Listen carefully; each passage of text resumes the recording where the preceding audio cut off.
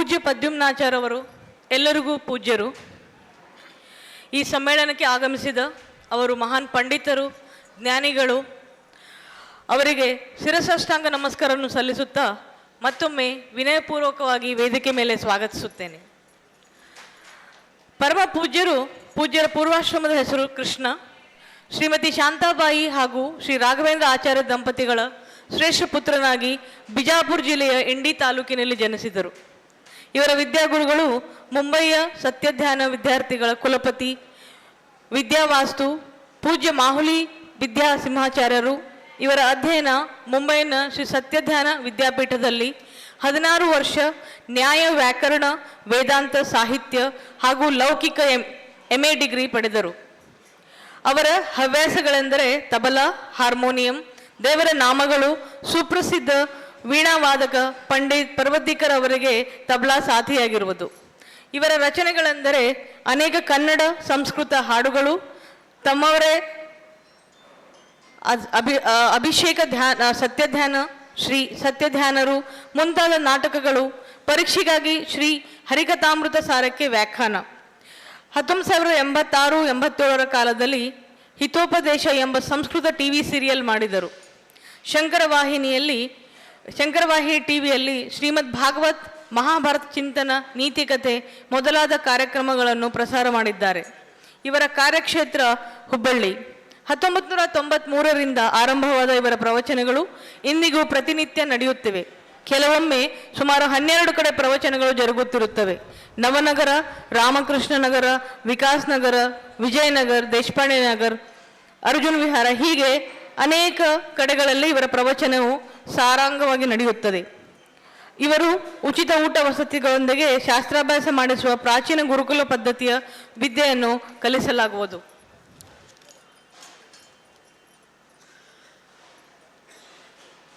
ಶ್ರೀ ವಿಶ್ವಗುರುಗಳು, ಶ್ರೀ ವಿಶ್ವತೀರ್ಥರು, ಶ್ರೀ ವಿಶ್ವೇಶ್ವರ ತೀರ್ಥರು, ಶ್ರೀ ವಿದೇಶ ತೀರ್ಥರು ಮುಂತಾದ ಯತಿಗಳ ಪೂಜ್ಯ ಗುತ್ತಲು ರಂಗಾಚಾರ್ಯರು, ಪೂಜ್ಯ ಮಾಹುಲಿ ವಿದ್ಯಾಸಿಂಹಾಚಾರ್ಯರು, ಪಂಡಿತ್ ಹರಿದಾಸ ಭಟ್ಟರು, ಪಂಡಿತ್ ಧೀರೇಂದ್ರ ಆಚಾರ್ಯರು ಮೊದಲಾದ ಸುಮಾರು 100 ಜನ ವಿದ್ವಾಂಸರ ಸನ್ನಿಧಾನದಲ್ಲಿ 7 ಜನ ಸುಧಾ ಪರೀಕ್ಷಿಸಿದವರಲ್ಲಿ ಇವರು ಒಬ್ಬರಾಗಿದ್ದರು. ಬ್ರಾಹ್ಮಣ ಸಮಾಜಕ್ಕೆ 30 ವರ್ಷಗಳಿಂದ ಸಾಕಷ್ಟು ಸೇವೆಯನ್ನು ಸಲ್ಲಿಸುತ್ತಿದ್ದಾರೆ. 300 ಜನ ಮಹಿಳೆಯರಿಗೆ ಶ್ರೀ ಹರಿಕಥಾಮೃತ ಸಾರ, ದೇವರ ನಾಮಗಳನ್ನು ಹೇಳಿಕೊಡಲಾಗಿದೆ. 106 ಜನ ಗೃಹಸ್ಥರಿಗೆ ಪೂಜಾ ಪುಸ್ತಕ ಪ್ರಿಂಟ್ ಮಾಡಿ, ಪಾಠ ಹೇಳಿ, ಪ್ರಾಕ್ಟಿಕಲ್ ಆಗಿ ಮಾಡಿ ತೋರಿಸಿ ಮನೆಗಳಲ್ಲಿ ಪೂಜೆಯಾಗುವಂತೆ ಮಾಡಿದ್ದಾರೆ.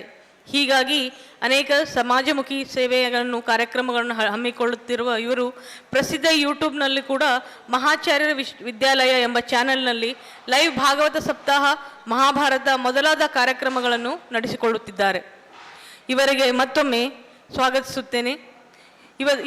ಇವರು ಇಂದು ನಮ್ಮೊಂದಿಗೆ ನಮ್ಮ ಜ್ಞಾನವನ್ನು ಬೆಳೆಸುತ್ತಿದ್ದಾರೆ. ಶ್ರೀ ಯೋಗೀಶ್ವರ ಯಾಜ್ಞವಲ್ಕ ಬ್ರಹ್ಮರ್ಷಿಗಳ ಕೊಡುಗೆಯಾದ ಈಶಾವಾಶೋಪನಿಷತ್. ಗುರುಗಳಿಗೆ ಮತ್ತೊಮ್ಮೆ ವಂದನೆಗಳು. ಶ್ಯಾಮಂ ರವೀಂದ್ರಮಿತ ದೀಧಿತಿ ಕಾಂತಿಯುಕ್ತಂ ಜ್ಞಾನಂ ಶರಂಚ ದಧತಂ ಪ್ರೇಯಾ ಸಮೇತಂ ಸ್ವಪ್ನಸ್ವರೂಪಮಮಿತಂ ಹನುಮನ್ಮುಖೇಶು ಸಂದರ್ಶಯಂತಮಮಿತಂ ಸ್ಮರತೋರುಗಿರ್ಭಿಃ ಶುಭಾನ್ ಧ್ಯಾಯಂತಿ ಜೇ ಕಾಮಾನ್ ಗುರುದೇವ ಪ್ರಸಾದಜಾನ್ ಇತರಾನ್ ಆತ್ಮಪಾಪೋತ್ಥಾನ್ ತೇಷಾಂ ವಿದ್ಯಾ ಫಲಿಷ್ಯತಿ. ನಮೋಸ್ತು ತಾತ್ವಿಕಾ ದೇವಾಃ ವಿಷ್ಣುಭಕ್ತಿ ಪರಾಯಣಾಃ ಧರ್ಮಮಾರ್ಗೇ ಪ್ರೇರಯಂತು ಭವಂತಃ ಸರ್ವ ಏವ ಹಿ. ಯೋಗೀಶ್ವರ ಯಾಜ್ಞವಲ್ಕ ಸೇವಾ ಟ್ರಸ್ಟ್ ಆಯೋಜಿಸಿರ್ತಕ್ಕಂತಹ ಯೋಗೀಶ್ವರ ಯಾಜ್ಞವಲ್ಕ ಬ್ರಹ್ಮರ್ಷಿ ಅನುಯಾಯಿಗಳ ರಾಜ್ಯ ಸಮ್ಮೇಳನದ ಈ ಸಂಭ್ರಮದ ಸಮಾರಂಭದಲ್ಲಿ ಯಾಜ್ಞವಲ್ಕ್ಯರು ಜಗತ್ತಿಗೆ ನೀಡಿದಂತಹ ಜ್ಞಾನ ಸಂದೇಶವನ್ನು ಕೊಡಬೇಕು ಅಂತ ನನಗೆ ಕೊಟ್ಟಂತಹ ವಿಷಯ ಈಶಾವಾಸ್ಯೋಪನಿಷತ್ತು. ನಮ್ಮ ಭಾರತದ ಸನಾತನ ಧರ್ಮದ ಮೂಲ ಪ್ರಮಾಣ ಅಂದರೆ ವೇದ. ಬೇರೆ ಬೇರೆ ಧರ್ಮದವರಿಗೆ ಬೇರೆ ಬೇರೆ ಗ್ರಂಥಗಳು, ಕುರಾನ್ ಇರಬಹುದು, ಬೇರೆ ಬೇರೆ ಇರಬಹುದು. ಆದರೆ ನಮ್ಮ ಸನಾತನ ಧರ್ಮಕ್ಕೆ ಬೇಕಾದಂಥ ಮೂಲ ಪ್ರಮಾಣ ಅಂದರೆ ವೇದ. ನಾವು ಅದಕ್ಕೆ ಶ್ರುತಿ ಅಂತ ಕರಿತೀವಿ. ಯಾಕೆಂದರೆ ಶ್ರುತ ಕೇಳ್ತಾ ಕೇಳ್ತಾ ಕೇಳ್ತಾ ಬಂದಂತಹದ್ದು ಶ್ರುತ. ಈ ವೇದಕ್ಕೆ ಎಷ್ಟು ಮಹತ್ವ ಇದೆ ಅಂದರೆ ಈಗ ಬರ್ತಾ ಇದೆ ಅಂದರೆ, ಮೈಸೂರಿನಲ್ಲಿ ಒಬ್ಬ ಡಾಕ್ಟರ್ ಇದ್ದಾರೆ. ಅವರು ಯಾರಾದರೂ ಹಿಂಗೆ ಕೋಮಾಕ್ಕೆ ಹೋದರೆ ಅವರ ಕಿವಿಯಲ್ಲಿ ವೇದ ಮಂತ್ರಗಳನ್ನು ಹೇಳ್ತಾರೆ. ವೇದ ಮಂತ್ರಗಳನ್ನು ಹೇಳ್ತಾರೆ. ವೇದ ಮಂತ್ರಗಳನ್ನು ಹೇಳಿದರೆ ಆ ವ್ಯಕ್ತಿ ಕೋಮಾದಿಂದ ಹೊರಗೆ ಬರ್ತಾನೆ. ಕೆಲವು ಸಲ ಅವನಿಗೆ ಕರ್ನಾಟಕ ಸಂಗೀತವನ್ನು ಕಿವಿಯಲ್ಲಿ ಹೇಳಿದರೆ ಅವನು ಕೋಮಾದಿಂದ ಹೊರಗೆ ಬರ್ತಾನೆ. ಇದು ವೇದಗಳ ಧ್ವನಿಯಲ್ಲಿ ಒಂದು ಅರ್ಥ ಇದೆ.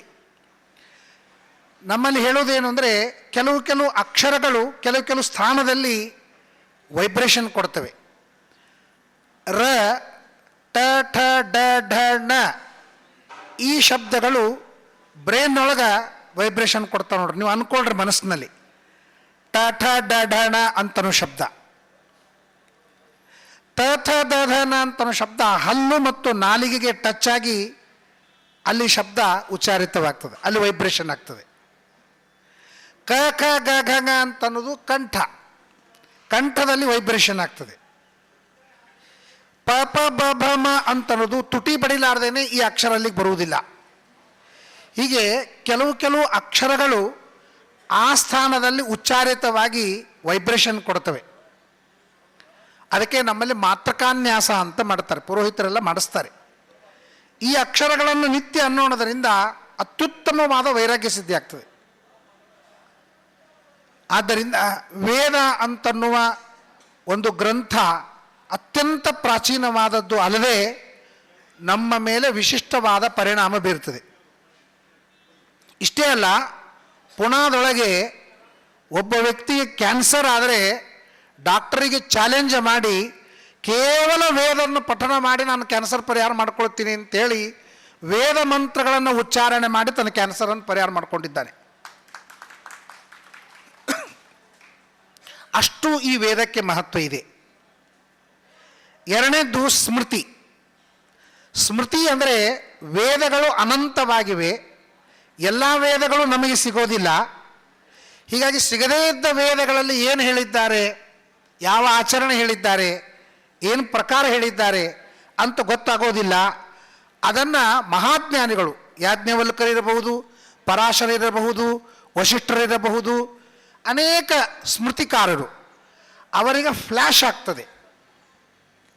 ಅವರಿಗೇನಾಗ್ತದೆ, ಅಸಂಪ್ರಜ್ಞಾತ ಸಮಾಧಿಯೊಳಗಿರ್ತಾ ಇರುವಾಗ ಆ ವೇದಗಳು ಫ್ಲ್ಯಾಶ್ ಆಗ್ತವೆ. ಅವರಿಗೆ ದ್ರಷ್ಟಾರರು ಅಂತ ಕರೀತಾರೆ. ಅವರ ಏನು ಸ್ಮೃತಿಗೆ ಬರ್ತದೆ ಅದನ್ನು ಅವರು ಬರೆದು ಬಿಡುತ್ತಾರೆ. ಅದಕ್ಕೆ ನಾವು ಸ್ಮೃತಿಗಳು ಅಂತ ಕರಿತೀವಿ. ಸ್ಮೃತಿಗಳು ಅಂದರೆ ಶ್ರುತಿಯ ಅರ್ಥವನ್ನು ನೆನಪು ಮಾಡಿ ಕೊಡಲಿಕ್ಕಾಗಿ ಮಾಡಿದ ಗ್ರಂಥಗಳು. ಕಾಳಿದಾಸ ಶ್ರುತೇರಿವಾರ್ಥಂ ಸ್ಮೃತಿರನ್ನ ಗಚ್ಚತ ಅಂತ ದಿಲೀಪರಾಜನ ಹೆಂಡತಿ ಅವನ ಹಿಂದೆ ಅನುಸರಿಸ್ಕೊಂಡು ಹೋದ್ಲಂತೆ. ಹೇಗೆ ಅನುಸರಿಸ್ಕೊಂಡು ಹೋದ್ಲು ಅಂತಲೇ ದೃಷ್ಟಾಂತ ಕೊಡ್ತಾನೆ. ಶ್ರುತೇರಿವಾರ್ಥಂ ಸ್ಮೃತಿರನ್ನ ಗಚ್ಚತ, ಶ್ರುತಿಯ ಅರ್ಥವನ್ನು ಸ್ಮೃತಿಯು ಅನುಸರಿಸುವಂತೆ ಅಂತ ದೃಷ್ಟಾಂತ ಕೊಡ್ತಾನೆ. ಇದು ಸ್ಮೃತಿ. ನಾವು ಹೇಗೆ ಆಚರಣೆ ಮಾಡಬೇಕು, ಅದರ ಪದ್ಧತಿ ಏನು, ಇದೆಲ್ಲ ಹೇಳ್ತಕ್ಕಂಥದ್ದು ಸ್ಮೃತಿ. ಮೂರನೇದ್ದು ಸಂಪ್ರದಾಯ. ನಮ್ಮ ಗುರುಗಳು ನಮ್ಮ ಹಿರಿಯರು ಹಾಕಿಕೊಟ್ಟಂಥ ಸಂಪ್ರದಾಯ. ಈ ಮೂರು ಪ್ರಮಾಣಗಳಿಂದ ನಮ್ಮ ಸನಾತನ ಧರ್ಮ ನಡೀತಾ ಇದೆ. ಒಂದು ಶ್ರುತಿ, ಸ್ಮೃತಿ ಮತ್ತು ಸಂಪ್ರದಾಯ. ಈ ಮೂರರಿಂದ ನಮ್ಮ ಈ ಸನಾತನ ಧರ್ಮ ನಡೀತಾ ಬಂದಿದೆ. ವಿಚಾರ ಮಾಡಿ, ನಮ್ಮ ಸನಾತನ ಧರ್ಮವನ್ನು, ಬ್ರಾಹ್ಮಣ್ಯವನ್ನು ನಾಶ ಮಾಡಬೇಕು ಅಂತ ಪ್ಲ್ಯಾನ್ ಮಾಡಿ ಇಂಪ್ಲಿಮೆಂಟ್ ಮಾಡಿದಂತಹ ಕಥೆ ಎಲ್ಲಿಂದ ಸ್ಟಾರ್ಟ್ ಆಗಿದೆ ಅಂದರೆ ಹಿರಣ್ಯಾಕ್ಷ, ಹಿರಣ್ಯಕಶಿಪು, ರಾವಣ, ಕುಂಭಕರ್ಣ, ಎಂತೆಂತಹ ದೈತ್ಯರು ಯಜ್ಞ, ಯಾಗ, ಬ್ರಾಹ್ಮಣ್ಯ ಎಲ್ಲ ನಾಶ ಮಾಡಬೇಕು ಅಂತ ಪ್ರಯತ್ನ ಮಾಡಿದರು. ಆದರೂ ಕೂಡ ನಮ್ಮದು ಸನಾತನ ಧರ್ಮ ಇವತ್ತಿಗೂ ಚಿರಂತನವಾಗಿ ಉಳಿದಿದೆ ಅಂತನ್ನೋದಕ್ಕಾಗೇನೆ ಇದಕ್ಕೆ ಸನಾತನ ಧರ್ಮ ಅಂತಂತ ಇವತ್ತಿಗೂ ನಡೀತಾ ಇದೆ. ಬ್ರಾಹ್ಮಣರನ್ನು ದೇಶ ಬಿಟ್ಟು ಓಡಿಸ್ರಿ ಅಂತ ಯಾಕೆ ಇದು ಪ್ಲ್ಯಾನ್ ಮಾಡ್ತಾ ಇದ್ದಾರೆ ಅಂದರೆ, ಸನಾತನ ಧರ್ಮ ಅವರಿಂದ ಹೆಚ್ಚು ಮೂಡಿ ಬರ್ತಾ ಇದೆ ನಮ್ಮ ದೇಶದೊಳಗೆ. ಒಬ್ಬ ಗುರುಕುಲದೊಳಗಿದ್ದಂತಹ ಒಬ್ಬ ಬ್ರಾಹ್ಮಣ ಗುರುಕುಲವನ್ನು ಮುಗಿಸಿ ಹೊರಗೆ ಬಂದ ಅಂದರೆ ಒಂದು ಸಾವಿರಾರು ಜನರನ್ನು ಧಾರ್ಮಿಕರನ್ನಾಗಿ ಮಾಡ್ತಾನೆ, ಗುರುಸ್ಥಾನವನ್ನು ಪಡಿತಾನೆ. ಒಂದು 100 ಜನ ವಿದ್ಯಾಪೀಠದಿಂದ ಗುರುಕುಲದಿಂದ ಹೊರಗೆ ಬಂದರು ಅಂದರೆ 1,00,000 ಜನ ಸಾಮಾನ್ಯವಾಗಿ ಧಾರ್ಮಿಕರಾಗ್ತಾರೆ. ನಿಮಗೆ ಕಲ್ಪನೆ ಇರಬಹುದು, ನಮ್ಮ ದೇಶದೊಳಗೆ 7 ಲಕ್ಷ ಗುರುಕುಲಗಳಿದ್ದು 1936ನೇ ಇಸ್ವಿಯೊಳಗೆ ಮೆಕಾಲೆ ಇಂಗ್ಲೆಂಡಿಗೆ ಪತ್ರ ಬರೀತಾನೆ, ಭಾರತ ದೇಶದಲ್ಲಿ 7 ಲಕ್ಷ ಗುರುಕುಲಗಳಿವೆ, ಇವರ ಮನಸ್ಸನ್ನು ಕೆಡಿಸ್ಲಿಕ್ಕಾಗುವುದಿಲ್ಲ, ಇವರ ಮನಸ್ಸು ಇಷ್ಟು ಗಟ್ಟಿಯಾಗಿದೆ ಅಂದರೆ ನಾವು ಏನು ಹೇಳಿದ್ರು ಇವ್ರು ಕೇಳೋದಿಲ್ಲ. ಆದ್ದರಿಂದ ಇವ್ರ ಮನಸ್ಸು ಕೆಡಿಸ್ಬೇಕಾದ್ರೆ ಮೊದಲು ನಾವು ಗುರುಕುಲಗಳನ್ನು ಹಾಳು ಮಾಡಬೇಕು. ಗುರುಕುಲಗಳನ್ನು ಹಾಳು ಮಾಡಬೇಕಾದ್ರೆ ಕಾನ್ವೆಂಟ್ ಸ್ಕೂಲ್ ತರಬೇಕು. ಅದನ್ನು ತಂದು ನಾವು ಅಲ್ಲಿಗೆ ಮುಗಿಸುವುದಲ್ಲ, ಯಾರಿಗೆ ಇಂಗ್ಲೀಷ್ ಬರ್ತದೆ ಅವರಿಗೆ ಮಾತ್ರ ನೌಕರಿ ಕೆಲಸ ಕೊಡೋದು, ಯಾರಿಗೆ ಇಂಗ್ಲೀಷ್ ಬರುವುದಿಲ್ಲ ಅವರಿಗೆ ಕೆಲಸ ಇಲ್ಲ ಅಂತ ಮಾಡಿ ಪೂರ್ಣ ಸಂಸ್ಕೃತದಿಂದ ಈ ಇಂಗ್ಲೀಷಿಗೆ ಕನ್ವರ್ಟ್ ಮಾಡಿಬಿಟ್ರು ನಮ್ಮನ್ನು. ಇವತ್ತು ನಾವು ಎಲ್ಲಿ ಬಂದೀವಿ ಅಂದ್ರೆ ನಮ್ಮ ಊಟ ಇಂಗ್ಲೀಷ್ ಸ್ಟೈಲ್ದೊಳಗೆ ಆಗ್ತದೆ, ಟೇಬಲ್ ಮೇಲೆ ಕೂತು ಊಟ ಮಾಡೋದು. ನಮ್ಮದು ಆಟ ಕ್ರಿಕೆಟ್ ಪ್ರಸಿದ್ಧವಾಗಿದೆ, ಇಂಗ್ಲೀಷರ ಆಟ ಇದೆ. ನಮ್ಮ ವೇಷ ಇಂಗ್ಲೀಷರ ವೇಷ ಇದೆ. ಯಾರೂ ಭಾರತೀಯ ವೇಷದಿಂದ ದೇವಸ್ಥಾನಕ್ಕೂ ಹಾಗೆ ಬರ್ತಾರೆ, ವೇಷ ಇಂಗ್ಲೀಷ್ ಇದ್ದಿದೆ. ಭಾಷಾ, ನಾನು ಬೆಂಗಳೂರು ಏರ್ಪೋರ್ಟ್ನೊಳಗೆ ಹೋದಾಗ ಕನ್ನಡದೊಳಗೆ ಮಾತಾಡ್ತೀನಿ ಬೇಕು ಅಂತ, ಕನ್ನಡದೊಳಗೆ ಮಾತಾಡಿದ್ರೆ ಒಂಥರ ನೋಡ್ತಾರೆ ನಮಗೆ. ನಮ್ಮ ಕರ್ನಾಟಕ ರಾಜ್ಯದ ಏರ್ಪೋರ್ಟ್ನೊಳಗೆ ಕನ್ನಡ ಮಾತಾಡಿದರೆ ಒಂಥರ ನೋಡ್ತಾರೆ, ಆದರೆ ಇಂಗ್ಲೀಷ್ ಮಾತಾಡಿದರೆ ಒಂಥರ ನೋಡ್ತಾರೆ. ಇಂಗ್ಲೀಷ್ ಮಾತಾಡಿದರೆ ಅವನಿಗೆ ಗೌರವ, ಇಲ್ಲ ಅಂದರೆ ಇಲ್ಲ. ಅಂದರೆ ಇಲ್ಲಿ ತನಕ ನಮ್ಮ ರಕ್ತಗತ ಮಾಡಿದ್ದಾರೆ, ಅವರ ಸಂಪ್ರದಾಯ ರಕ್ತಗತ. ಇವತ್ತು ನಾಳೆ ಡಿಸೆಂಬರ್ 31ನೇ ತಾರೀಕು ನೋಡ್ರಿ, ಎಲ್ಲರ ಟೆರೆಸ್ ಮೇಲೆ ಕುಣಿತಾ ಕುಡಿತಾ. ಇದು ಹೊಸ ವರ್ಷ ಅಂತ ಯಾವ ಆ್ಯಂಗಲ್ನಿಂದ ಹೇಳ್ತಾರಂತ ನನಗೆ ಗೊತ್ತಿಲ್ಲ. ಆದರೆ ಏಪ್ರಿಲ್ನೊಳಗೇನು ಯುಗಾದಿ ಬರ್ತದೆ, ಆಗ ಸಸಿಗಳು ಬರ್ತವೆ, ಗಿಡಗಳ ಹಸಿರಾಗ್ತವೆ, ಚಿಗುರ್ತವೆ, ವಾತಾವರಣ ಚೇಂಜ್ ಆಗ್ತದೆ. ಇಡೀ ಭೂಮಂಡಲದೊಳಗೆ ವ್ಯತ್ಯಾಸವಾಗುವ ಸನ್ನಿವೇಶ ಅಂದರೆ ಯುಗಾದಿ ದಿವಸ ಮಾತ್ರ, ಡಿಸೆಂಬರ್ 31 ಅಲ್ಲ. ಆದ್ದರಿಂದ ಹೊಸ ವರ್ಷ ಪ್ರಾರಂಭವಾಗೋದು ಯುಗಾದಿಯಿಂದ, ಡಿಸೆಂಬರ್ 31ರಿಂದ ಅಲ್ಲ. ಆದರೂ ನಮಗೆ ಬುದ್ಧಿ ಇಲ್ಲ. ಯುಗಾದಿಯನ್ನು ನಾವು ಹೆಂಗೆ ಆಚರಣೆ ಮಾಡ್ತೀವಿ, ಡಿಸೆಂಬರ್ 31 ಹೆಂಗೆ ಆಚರಣೆ ಮಾಡ್ತೀವಿ. ನಮ್ಮ ಅನಂತಕುಮಾರ್ ಅವರು ಯುಗಾದಿ ದಿವಸ ನ್ಯಾಷನಲ್ ಗ್ರೌಂಡ್ದೊಳಗೆ ಡಿಸೆಂಬರ್ 31ಕ್ಕೇನೆ ಧಾರ್ಮಿಕ ಒಂದು ಸಭೆಯನ್ನು ಆಯೋಜನೆ ಮಾಡ್ತಿದ್ರು. ಇಲ್ಲಿ ಬರಲಿ, ಅಲ್ಲಿ ಕುಣಿದು ಕೆಲಸ ಮಾಡೋದು ಬೇಡ ಅಂತ. ಆದರೆ ಅಷ್ಟು ಜನ ಬರ್ತಿರಲಿಲ್ಲ, ನಾನು ಹೋಗಿದ್ದೆ. ಆದ್ದರಿಂದ ಇದೇನು ನಮ್ಮ ಸನಾತನ ಧರ್ಮ ಇದೆ, ಅವತ್ತಿನಿಂದ ಇವತ್ತಿನವರೆಗೂ ಕೂಡ ನಮ್ಮನ್ನು ಪೂರ್ಣ ಹೊರಗಿಡ್ಲಿಕ್ಕಾಗಿ ಎಷ್ಟೆಷ್ಟು ಪ್ರಯತ್ನಗಳ ಬೇಕೋ ಅಷ್ಟೆಲ್ಲ ಪ್ರಯತ್ನ ಮಾಡಿದ್ರು. ಹೊಲ ಕಸ್ಕೊಂಡ್ರು, ಮನೆ ಕಸ್ಕೊಂಡ್ರು, ನಾವು ದೇವಸ್ಥಾನ ಪೂಜೆ ಮಾಡ್ತಿದ್ರು ಅದನ್ನು ಕಸ್ಕೊಂಡ್ರು. ಈ ಬ್ರಾಹ್ಮಣ ಸಮಾಜಕ್ಕೆ ಭಿಕ್ಷಾ ಬೇಡಿಸಬೇಕು ಅಂತ ಹಲವು ಪ್ರಯತ್ನ ಮಾಡಿದ್ರು ಕೂಡ ಇವತ್ತಿಗೂ ನಾವು ತಲೆ ಎತ್ತಿ ಶ್ರೀಮಂತರಾಗಿ ನಮ್ಮ ದೇಶದ ನಾವು ಬೆಳೆದಿಗತ್ತೀವಿ. ಯಾಕೆ ಗೊತ್ತಾ? ಸಾಫ್ಟ್ವೇರ್ ಇಂಜಿನಿಯರ್ ನಮ್ಮನ್ನು ಕಾಪಾಡ್ತು. ಯಾಕೆ? ನಮ್ಮ ಜಾತಿನೇ ಸಾಫ್ಟ್, ಆದ್ದರಿಂದ ಅದು ನಮ್ಮನ್ನು ಕಾಪಾಡ್ತು. ಯಾಕೆಂದರೆ ಎಲ್ಲಿವರೆಗೆ ತಲಿ ಕೆಲಸದ ಅಲ್ಲಿವರೆಗೆ ವಿದ್ವಾನ್ ಸರ್ವತ್ರ ಪೂಜ್ಯತೆ.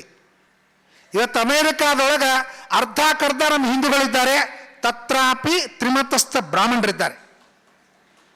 ಯಾಕೆ ಅಂತಂದರೆ ನಾವು ಮಾಡುವ ಜಪ, ನಾವು ಮಾಡುವ ಪೂಜಾ, ನಾವು ಮಾಡುವ ಆರಾಧನಾ, ನಾವು ನಂಬಿದಂತಹ ದೇವರು ಎಂದಿಗೂ ಕೈ ಬಿಡ್ಲಿಕ್ಕೆ ಸಾಧ್ಯವಿಲ್ಲ. 100ಕ್ಕೆ 100ರಷ್ಟು ಸತ್ಯ. ಧರ್ಮೋ ರಕ್ಷತಿ ರಕ್ಷಿತ. ಆದ್ದರಿಂದ ಇದು ಸಂಪ್ರದಾಯ ಅಂತನ್ನೋದು 3ನೇ ಪ್ರಮಾಣವಾಗ್ತದೆ. ಹೀಗೆ ಶ್ರುತಿ ಸ್ಮೃತಿಗಳನ್ನು ನೋಡ್ತಾ ಬಂದರೆ ಶ್ರುತಿಯೊಳಗೂ ಕೂಡ ಅನೇಕ ಶಾಖಾಗಳು, ವಿಭಾಗಗಳು ಬರ್ತವೆ. ಈಗ ಬಂದದ್ದು ಈಶಾವಾಸ್ಯೋಪನಿಷತ್ತು. ಇದರೊಳಗೆ ಇದು ಯಜುರ್ವೇದ, ಕೃಷ್ಣ ಯಜುರ್ವೇದ, ಶುಕ್ಲ ಯಜುರ್ವೇದದ ಶುಕ್ಲ ಯಜುರ್ವೇದದೊಳಗೆ ಕಾಣುವ ಮತ್ತು ಮಾಧ್ಯಂದಿನ ಅಂತನ್ನುವ ಶಾಖಾ, ಅದರೊಳಗೆ ಕಾಣುವ ಅಂತನ್ನುವ ಶಾಖಾದೊಳಗೆ ಬರ್ತಕ್ಕಂಥ ಒಂದು ಸಣ್ಣದಾದ ಉಪನಿಷತ್ತು. ಇದರೊಳಗೆ ವೈರಾಗ್ಯ, ಕರ್ಮಯೋಗ, ಜ್ಞಾನಯೋಗ, ಭಕ್ತಿಯೋಗ, ಭಗವದ್ಧ್ಯಾನ, ಭಗವತ್ ಪ್ರಾಪ್ತಿ, ಭಗವಂತನಿಗೆ ನಾವು ಸಲ್ಲುವ ವಂದನೆ, ಇದು ಸಂಪೂರ್ಣ ಉಪನಿಷತ್ತಿನ ಸಾರ.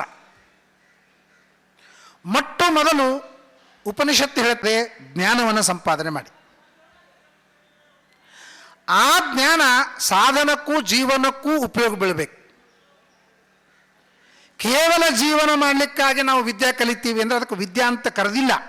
ಉಪನಿಷತ್ತು ಹೇಳ್ತದೆ ಸಾ ವಿದ್ಯಾ ಯಾ ವಿಮುಕ್ತಯೇ, ಯಾವ ವಿದ್ಯೆ ಮುಕ್ತಿಗೂ ಉಪಯೋಗ ಬೀಳುತ್ತದೋ ಅದು ಜ್ಞಾನ, ಉಳಿದೆಲ್ಲ ಕೇವಲ ಉದರಂಬರಣ. ಅದಕ್ಕೆ ಜ್ಞಾನವನ್ನು ಹೇಗೆ ಸಂಪಾದನೆ ಮಾಡಬೇಕು? ಯಾವಾಗಲೂ ನೋಡ್ರಿ ಕಬ್ಬಣ ಭಾಳ ಸಿಗ್ತಾವೆ, ಬಂಗಾರ ಭಾಳ ಕಡಿಮೆ ಇರ್ತದೆ. ಲೌಕಿಕ ಜ್ಞಾನವನ್ನು ಪಡೆಯೋರು ನಿಮಗೆ ಸಾವಿರಾರು ಜನ ಸಿಗ್ತಾರೆ, ಆದರೆ ಬ್ರಹ್ಮಜ್ಞಾನ ಪಡೆಯೋರು ಮಾತ್ರ ಕೆಲವೇ ಜನ ಇರ್ತಾರೆ. ಯಾಕೆಂದರೆ ಬ್ರಹ್ಮಜ್ಞಾನ ಜೀವನಕ್ಕೂ ಸಾಧನಕ್ಕೂ ಎರಡೂ ಉಪಯೋಗ ಬೀಳುತ್ತೆ. ಜೀವನ ಅನಿವಾರ್ಯ, ಸಾಧನ ಅವಶ್ಯಕ.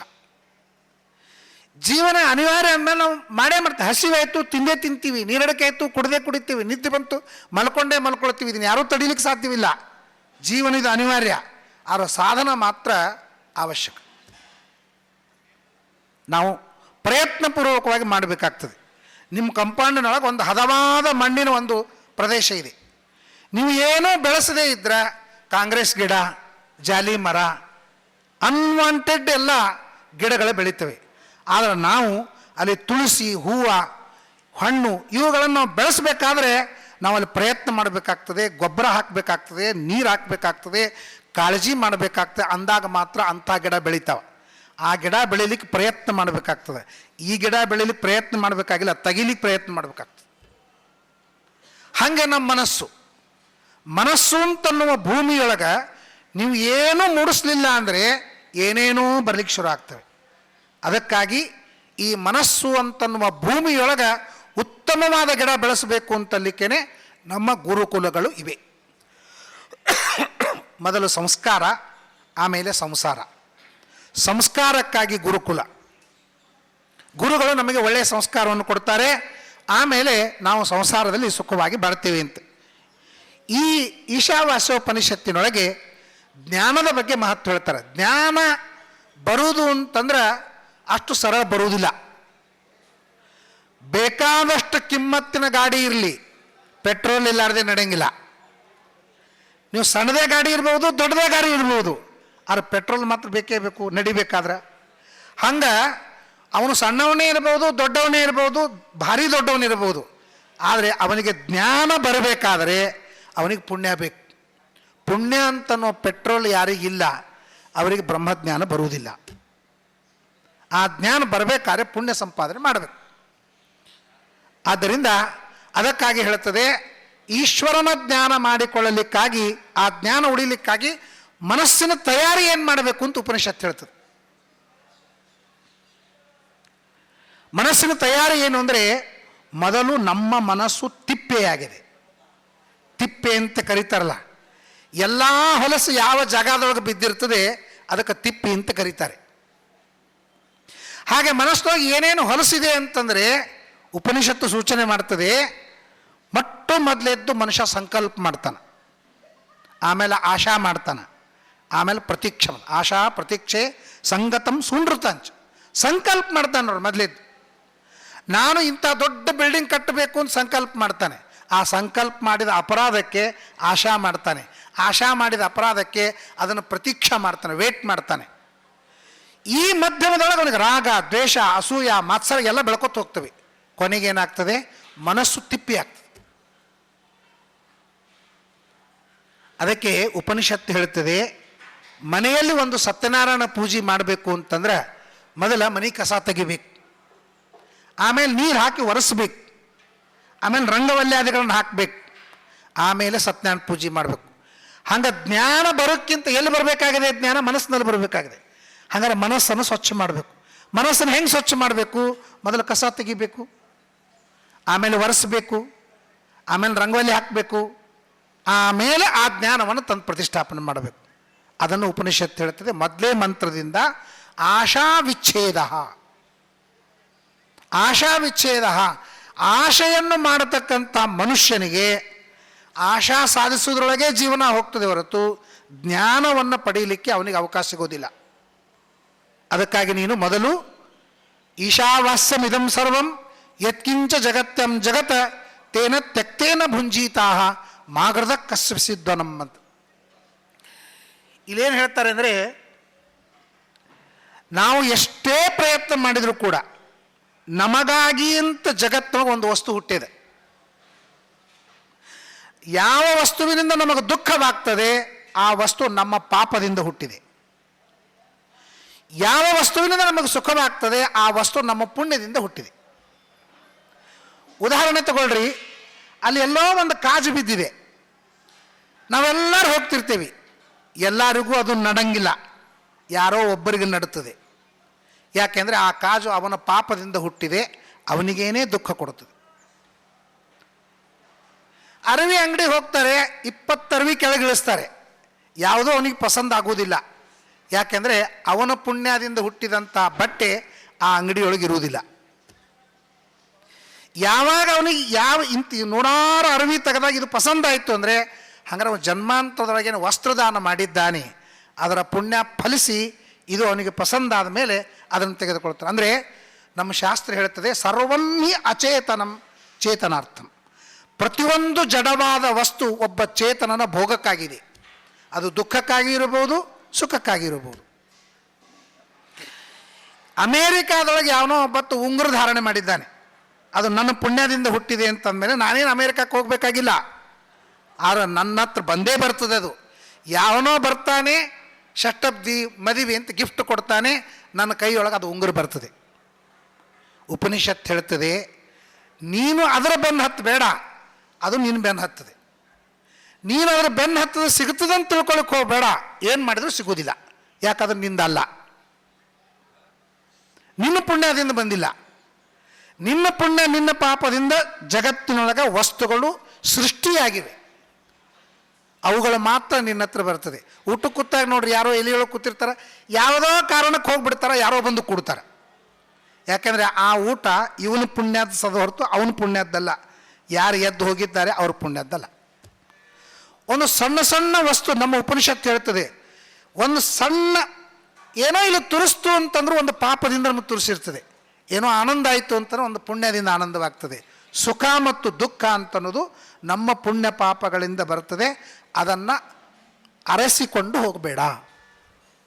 ಇದಕ್ಕೇನಂತಾರೆ, ಬಂದದ್ದೆಲ್ಲ ಬರಲಿ, ಗೋವಿಂದನ ದಯವೊಂದು ಇರಲಿ ಅಂತ. ಏನು ಬರ್ತದೆ ಇದು ಒಮ್ಮಲಿಗೆ ಅರ್ಥ ಆಗುವುದಿಲ್ಲ. ಸ್ವಲ್ಪ ನಾವು ಅಧ್ಯಾತ್ಮನಿಷ್ಠರಾದಾಗ, ಆಧ್ಯಾತ್ಮಿಕವಾಗಿ ನಾವು ಪರಿಚಯ ಮಾಡ್ಕೊಳ್ಳಿಕ್ಕೆ ಹೋದಾಗ ಇಂಚು ಇಂಚು ನಮ್ಮ ಜೀವನದ ಅನುಭವ ಎಷ್ಟು ಭಗವಂತನಿಗೂ ಈ ಆಧ್ಯಾತ್ಮಿಕಕ್ಕೂ ಸಂಬಂಧ ಪಡ್ತದೆ ಅಂತನ್ನೋದು ಮನವರಿಕೆ ಆಗ್ತಾ ಹೋಗ್ತದೆ. ಈಗ ಯಾವ ಔಷಧ ಕೊಟ್ಟರೆ ಏನಾಗ್ತದೆ ಅಂತ ನಮಗೆ ಗೊತ್ತಾಗೋದಿಲ್ಲ. ನಾವು ಮೆಡಿಕಲ್ ಓದಬೇಕು. ಮೆಡಿಕಲ್ ಓದಿದಾಗ ನಮ್ಗೆ ಪ್ರತಿಯೊಂದು ಗೊತ್ತಾಗ್ತದೆ. ಈ ಔಷಧ ಯಾಕೆ ಇದನ್ನು ಪರಿಹಾರ ಮಾಡ್ತದೆ, ಈ ಔಷಧದಲ್ಲಿ ಇದನ್ನು ಪರಿಹಾರ ಮಾಡಲಿಕ್ಕೆ ಏನು ಶಕ್ತಿ ಅದ, ಎಲ್ಲನೂ ಮೆಡಿಕಲ್ ಓದಿದ ಮೇಲೆ ಅರ್ಥ ಆಗ್ತದೆ. ಸುಮ್ಮನೆ ಕೂತ್ರೆ ಅರ್ಥ ಆಗೋದಿಲ್ಲ. ಹಂಗೆ ಯಾವುದೇ ಒಂದು ಅಧ್ಯಾತ್ಮ ಅರ್ಥವಾಗಬೇಕಾದ್ರೆ ಶ್ರುತಿ ಸ್ಮೃತಿಗಳ ಅಧ್ಯಯನ ಅತ್ಯಂತ ಅವಶ್ಯಕವಾಗಿದೆ. ಅದಕ್ಕೆ ಹೇಳ್ತದೆ, ವೈರಾಗ್ಯ ಅಂತಂದು ಮೊದಲಿದ್ದು, ಜ್ಞಾನ ಬರಬೇಕಾದ್ರೆ ವೈರಾಗ್ಯ ಬೇಕು. ಅದಕ್ಕಾಗಿ ಮಾಗೃದ ಕಸ್ವಿದ್ದನಂ. ಇನ್ನೊಬ್ಬರ ಹತ್ರ ಹೋಗಿ ಬೇಡ್ಲಿಕ್ಕೆ ಹೋಗಬೇಡ. ಯಾಕೆ ಬೇಡಬೇಡ? ನಿಂದು ಏನೋ ನಿನಗೇ ಬರ್ತದೆ ಅಂತಂದ್ಮೇಲೆ ಬೇಡ್ಲಿಕ್ಕೆ ಯಾಕೆ ಹೋಗ್ತಿ? ಅದಕ್ಕೆ ಮಹಾಭಾರತ ಹೇಳ್ತದೆ, 50% ನಮ್ಮ ಪ್ರಯತ್ನ, 50% ನಮ್ಮ ದೈವ.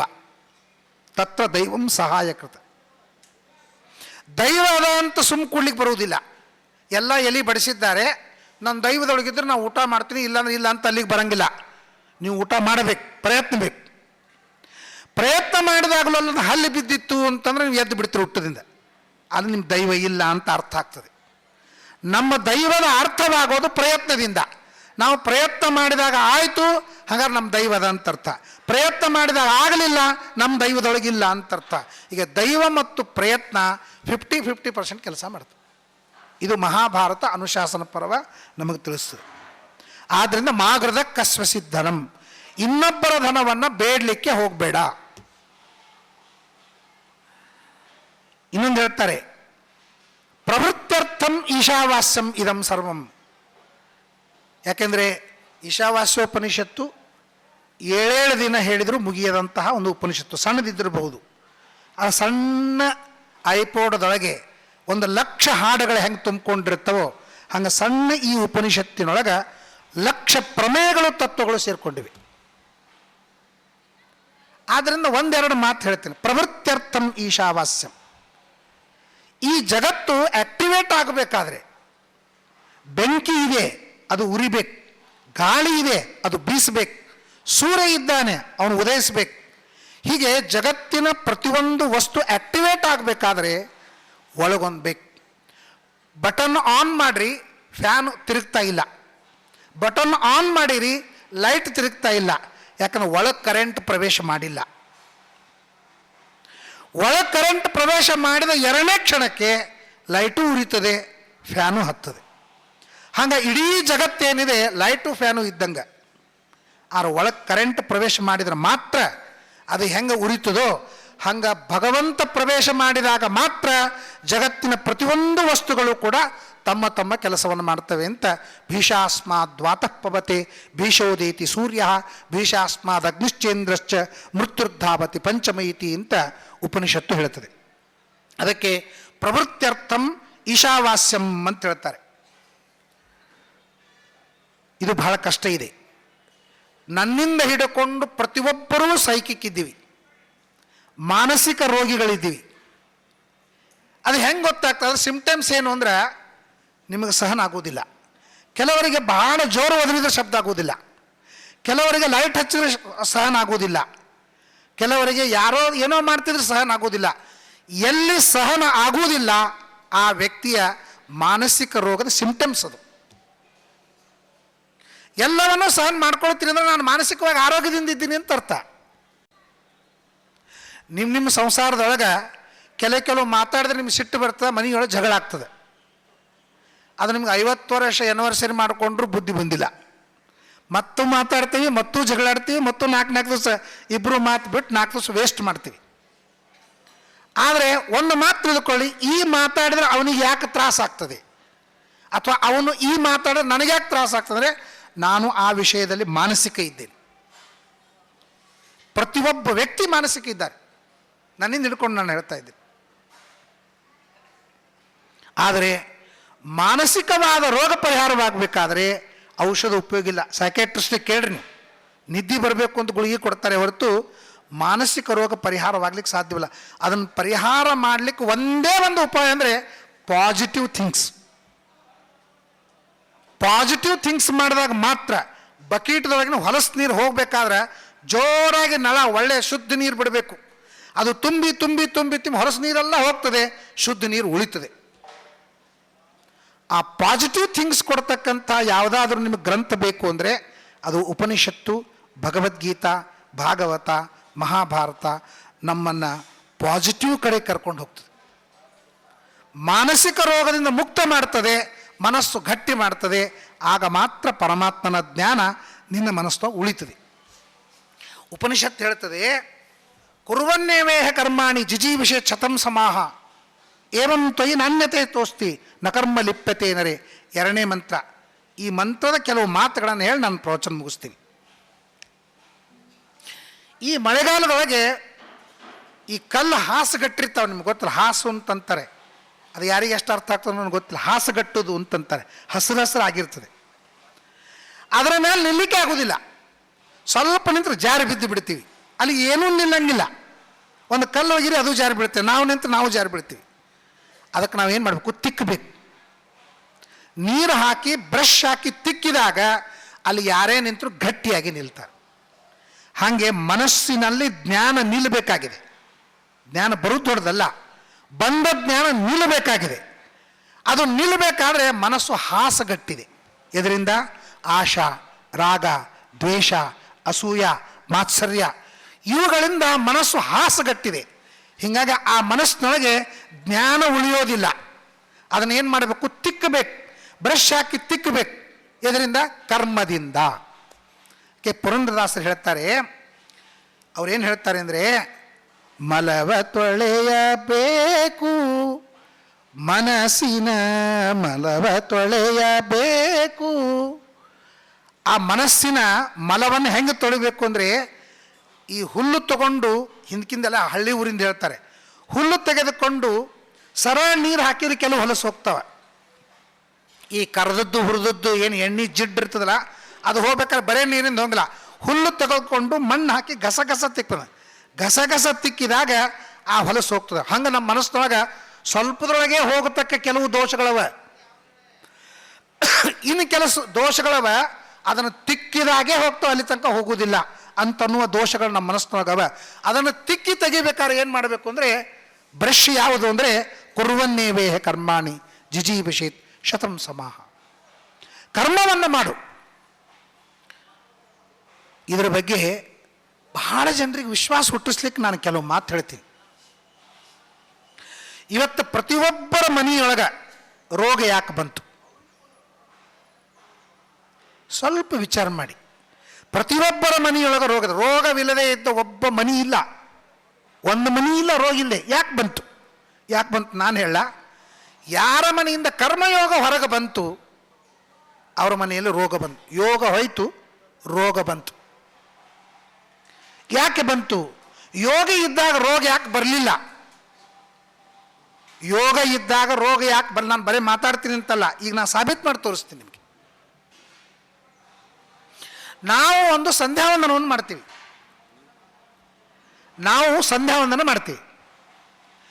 ಈ ಆರೋಗ್ಯಕ್ಕೆ ಸಂಬಂಧಪಟ್ಟಂಥ ಏನೇನು ಶಾಸ್ತ್ರವ, ಮುದ್ರಾಶಾಸ್ತ್ರದ ಟಚ್ ಮಾಡೋದು, ಪ್ರಾಣಾಯಾಮದ ರೇಚಕ ಪೂರಕ ಕುಂಭಕ ಕಪಾಲಭಾತಿ ಅದು ಅನುಲೋಮ ವಿಲೋಮ ಇತ್ಯಾದಿ ಪ್ರಾಣಾಯಾಮದ ಆಸನಗಳವ, ಸೂರ್ಯ ನಮಸ್ಕಾರ, ಸರ್ವಾಂಗಾಸನ, ಭುಜಂಗಾಸನ, ಅನೇಕ ಆಸನಗಳವ, ವಾಕಿಂಗ್ ಅದ.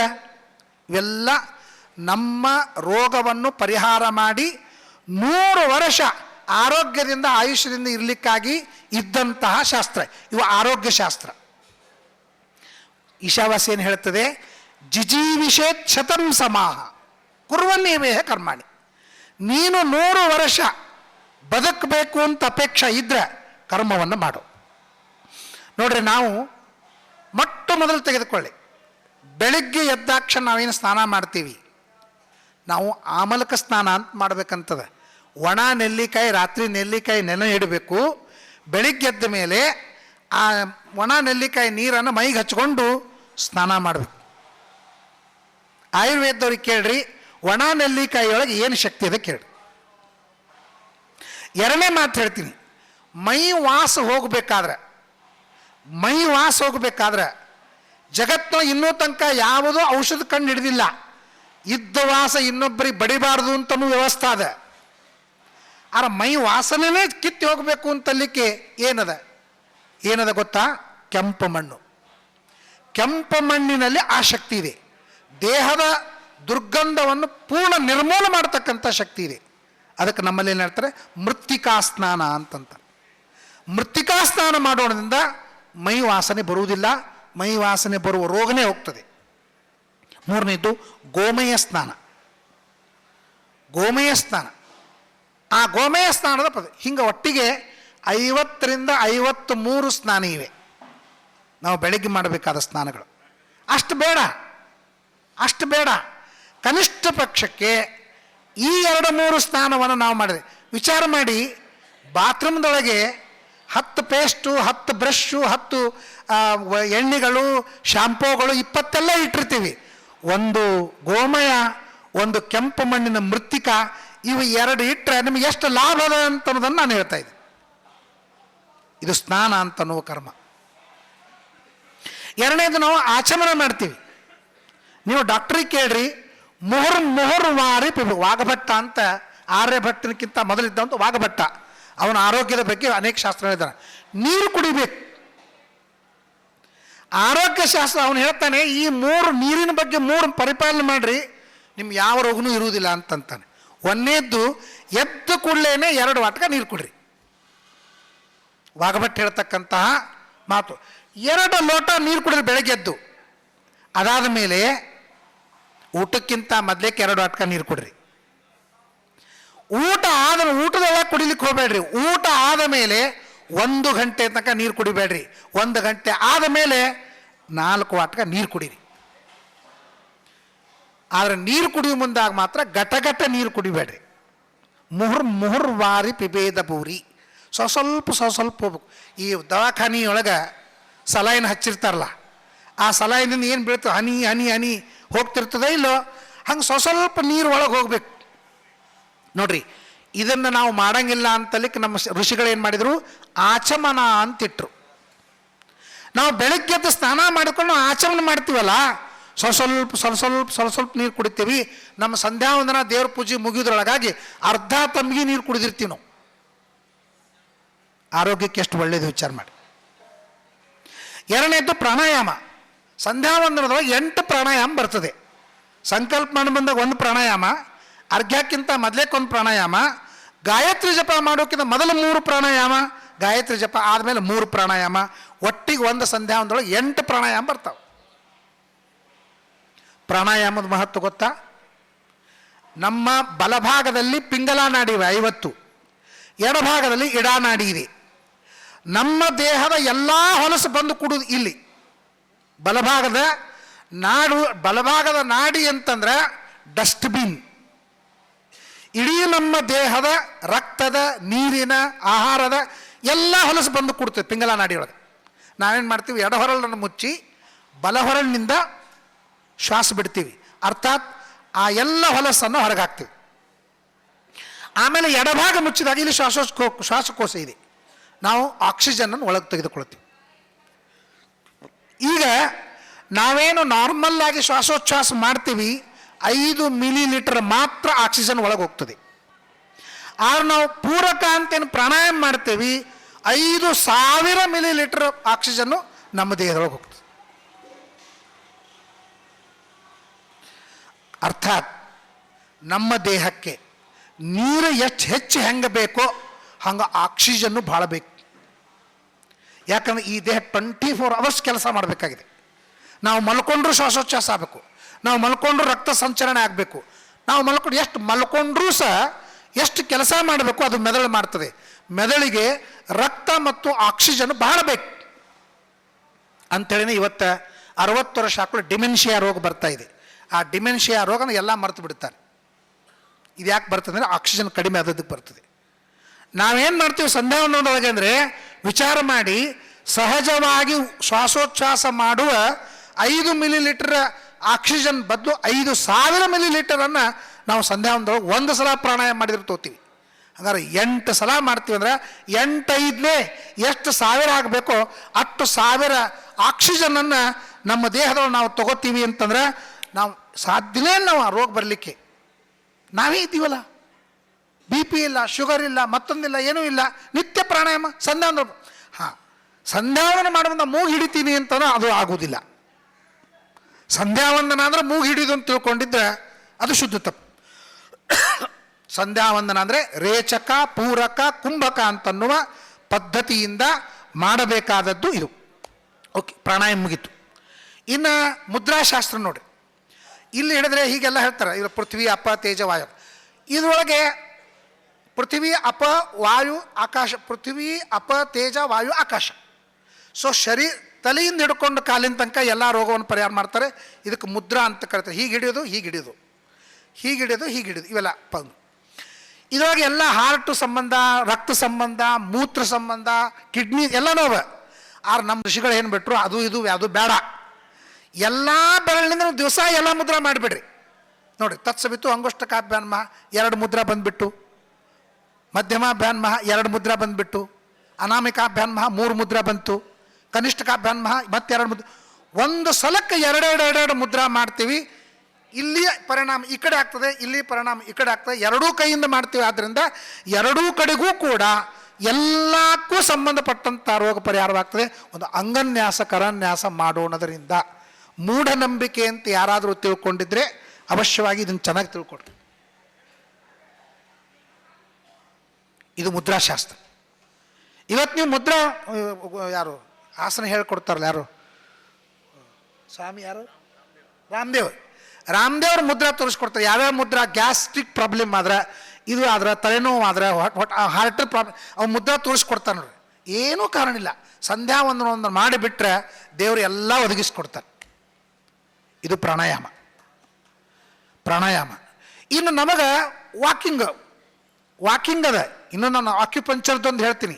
ನಮ್ಮಲ್ಲಿ ಕಮ್ ಕಪಿಲಾಯನ್ಮ, ಕಮ್ ಕಪತಯನ್ಮ, ಗಮ್ ಗರುಡಾಸನಮ, ಗಮ್ ಗರ್ಮಾಯನ್ಮ, ಗಮ್ ಗಸಾರ, ಎಲ್ಲೆಲ್ಲಿ ಜಾಯಿಂಟ್ಸ್ ಅವ ಎಲ್ಲ ಕಡೆಗೂ ಮುಟ್ಟಿ ಟಚ್ ಮಾಡ್ತಕ್ಕಂಥ ಒಂದು ನಾವು ತತ್ವನ್ಯಾಸ ಅಂತ ಒಂದು ಮಾತ್ರ ಮಾಡ್ತೀವಿ. ಇದು ಆಕ್ಯುಪಂಚರ್ ಬಂತು. ಇನ್ನು ವಾಕಿಂಗ್ ನೋಡ್ರಿ, ವಾಕಿಂಗ್ ಮಾಡಬೇಕು. ಇಷ್ಟು ಕನಿಷ್ಠ ಪಕ್ಷಕ್ಕೆ 15 ನಿಮಿಷ ಅವರು ವಾಕಿಂಗ್ ಮಾಡಬೇಕು ಅಂತಂದಾರ. ನಮ್ಮಲ್ಲಿ ಹಂಗೆ ಹೇಳಿಲ್ಲ. ವಾಕಿಂಗ್ ಮಾಡು ಅಂತ ಹೇಳಿಲ್ಲ, ಪ್ರದಕ್ಷಿಣೆ ಹಾಕು ಅಂತಂದಾರ. ವಾಕಿಂಗ್ ಬದಲಿ ಪ್ರದಕ್ಷಿಣೆ, 4 ಪ್ರದಕ್ಷಿಣೆ. ವಿಷ್ಣು ನರಸಿಂಹ ಅದು ಇದ್ರೆ 4 ಪ್ರದಕ್ಷಿಣೆ ಹಾಕು. ಗಣಪತಿ ಇದ್ರೆ 3 ಪ್ರದಕ್ಷಿಣೆ ಹಾಕು. ರುದ್ರದೇವರು ಇದ್ರೆ ಅರ್ಧ ಪ್ರದಕ್ಷಿಣೆ ಹಾಕು. ದುರ್ಗಾ ಮಾತಾ ಇದ್ರೆ 5 ಪ್ರದಕ್ಷಿಣೆ ಹಾಕು. ಅಶ್ವತ್ಥಕ್ಕೆ 7 ಪ್ರದಕ್ಷಿಣೆ ಹಾಕು. ಪ್ರದಕ್ಷಿಣೆ ಹಾಕುವುದರಿಂದ ವಾಕಿಂಗ್ ಬಂತು. ನಮ್ಮವ್ರು ವಾಕಿಂಗ್ ಹೇಳಿಲ್ಲ, ಪ್ರದಕ್ಷಿಣೆ ಹೇಳ್ತಾರೆ.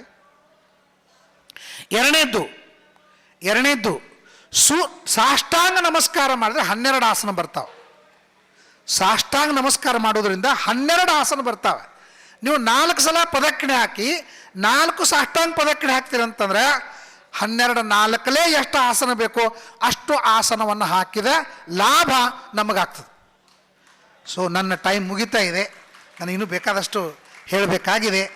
ಆದರೆ ಉಪನಿಷತ್ತು ನಮಗೆ ಹೇಳ್ತದೆ, ಕುರ್ವನ್ನೇ ವೇಹ ಕರ್ಮಾಣಿ ಜಿಜೀವಿಷೇತ್ ಶತಂ ಸಮ. ಜಿಜೀವಿಷೇತ್ ಅಂದರೆ ಬದುಕಬೇಕು ಅಂತನೂ ಅಪೇಕ್ಷಾ ನಿನಗಿದ್ದರೆ, ಶತಂ ಸಮಾಹ ಜಿಜೀವಿಷೇತ್, 100 ವರ್ಷ ಬದುಕಬೇಕು ಅಂತ ನಿನಗೆ ಅಪೇಕ್ಷಾ ಇದ್ದರೆ ಕುರ್ವನ್ನೇ ವೇಹ ಕರ್ಮಾಣಿ, ಈ ವೈದಿಕವಾದ ಸನಾತನವಾದ ಧರ್ಮವನ್ನು ಮಾಡು. ನಾನಿದನ್ನು ಯಾಕೆ ಇಷ್ಟು 2 ಮಂತ್ರ ತೊಗೊಂಡು ಯಾಕೆ ಹೇಳ್ತಾ ಇದ್ದೀನಿ ಅಂದರೆ, ಬಹಳ ಜನ ಮನೆಯೊಳಗೆ ಮಕ್ಕಳು ಸಂಧ್ಯಾವಂದನ ಮಾಡಿದ್ರೆ ಯಾಕೆ ಮಾಡಬೇಕು ಅಂತ ಕೇಳ್ತಾರೆ. ಅವರಿಗೆ ಆ ಮಕ್ಕಳಿಗೆ ಉತ್ತರ ಹೇಳಿಕ್ಕೆ ಸೈಂಟಿಫಿಕ್ ರೀಸನ್ ಎಷ್ಟಿದೆ ಇದರೊಳಗೆ ಅಂತನ್ನೋದು ಗೊತ್ತಾಗಲಿ ಅಂತ ಅನ್ನೋದಕ್ಕಾಗಿ ನಾನು ಈ ಪ್ರಸಂಗದೊಳಗೆ 2ನೇ ಮಂತ್ರವನ್ನು ವಿಶೇಷವಾಗಿ ತೆಗೆದುಕೊಂಡು ಮಾತಾಡಿದ್ದೇನೆ. ಇನ್ನು ಬಹಳಷ್ಟು ಈ ಉಪನಿಷತ್ತಿನ ಬಗ್ಗೆ ಮಾತಾಡಬೇಕಾದದ್ದು ಇದೆ. ಅಂತಃಕರಣ ಶುದ್ಧಿ ಅಂದರೆ ಏನು? ಅಂತಃಕರಣ ಶುದ್ಧಿ ಆದಮೇಲೆ ಜ್ಞಾನ ಬರ್ತದೆ. ಜ್ಞಾನ ಬರುವುದಷ್ಟೇ ಅಲ್ಲ, ವಿಪರೀತ ಜ್ಞಾನ ಹೋಗಬೇಕು. ವಿಪರೀತ ಜ್ಞಾನ ಹೋಗಬೇಕು, ಮೆಡಿಟೇಷನ್ ಮಾಡ್ತಾರೆ. ಮೆಡಿಟೇಷನ್ ಅಂತನ್ನತಕ್ಕಂಥ ವಿಚಾರಣೆ ಬಹಳ ದೊಡ್ಡದು. ಇಂಗ್ಲಿಷ್ ಮೆಡಿಟೇಷನ್ ಬೇರೆ, ಸಂಸ್ಕೃತ ಧ್ಯಾನ ಬೇರೆ. ಮೆಡಿಟೇಷನ್ ಧ್ಯಾನಕ್ಕೆ ಸಮಾನ ಅಲ್ಲ. ಮೆಡಿಟೇಷನ್ ಅಂದರೆ ಏಕಾಗ್ರತ, ಧ್ಯಾನ ಅಂದರೆ ಏಕಾಗ್ರತ ಅಲ್ಲ. ಪ್ಲಸ್ ಪರಮಾತ್ಮನನ್ನು ಚಿಂತನೆ ಮಾಡೋದು ಅಂದರೆ ಧ್ಯಾನದೊಳಗೆ ಪ್ಲಸ್ ಅದ, ಮೆಡಿಟೇಷನ್ದೊಳಗೆ ಪ್ಲಸ್ ಇಲ್ಲ. ಇರಲಿ, ಅಂತೂ ಮೆಡಿಟೇಷನ್ ಮಾಡ್ತಾನೆ, ಪೂರ್ಣವಾಗಿ ಜಗತ್ತನ್ನು ಮರೆತು ಆಳವಾಗಿರ್ತಾನೆ, ಭಗವಂತನನ್ನು ಕಾಣ್ತಾನೆ, ಪರಮಾತ್ಮ ಅಪರೋಕ್ಷ ಜ್ಞಾನವನ್ನು ಕೊಡ್ತಾನೆ, ಆಮೇಲೆ ತನ್ನ ಉತ್ತಮವಾದ ಪುರುಷಾರ್ಥವನ್ನು ಪಡಿತಾನೆ ಅಂತ ಅನ್ನೋದಕ್ಕಾಗಿ ಹಾಗಾದ್ರೆ ಇಷ್ಟು ಉಪಕಾರ ಮಾಡಿದಂತಹ ಪರಮಾತ್ಮ. ನಾನು ಮೊನ್ನೊಂದು ವಾಟ್ಸಪ್ ನೋಡಿದೆ. ಒಬ್ಬ ಮುದುಕ, 96 ವರ್ಷದ ಮುದುಕ, ಅವನಿಗೆ ಆಕ್ಸಿಜನ್ ಕೊಟ್ಟಿದ್ರು. ಆಕ್ಸಿಜನ್ ಕೊಟ್ಟ ಮೇಲೆ ತೆಗೆದ್ರು, ಬಿಲ್ ತೊಗೊಂಬಂದರು. 16,000 ರೂಪಾಯಿ ಬಿಲ್ ಆಗಿತ್ತು.